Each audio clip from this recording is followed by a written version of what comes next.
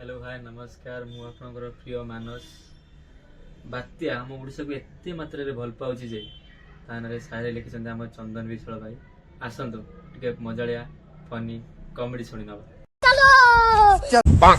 मु बुझी पारेनी बात्या आम ओडिशा को काहे केते भल पाए तार जदी वेस्ट बेंगल हबाक थिबो आम देटे घसी जीवो तार जदी बांग्लादेश हबार थिबो आम देटे नेसी जीवो तार जदी श्रीलंका रे हबार थिबो आम देरासी पिटी नहीं गले ता मन शांति नहीं। अच्छा बात्या भाई ना काहे कि हमको एते भल पाओ आमे कोन तो मामू पो भाई रो रो रो रो सॉरी नी बात्या टाइम रे हम लोक माने कोन चिंता करंती आसंतु विशाल भाई कतरो टिके सुनिबा फनी कॉमेडी। चलो भाई देखो अब मैं क्या करता हूँ। आगुरु बात्या कथा सुने लोक काबा हो जाउतले छानिया हो जाउतले किंतु एबे देखो बारे बात्या होजी ना ह जाल रेडी कर माछ धरिया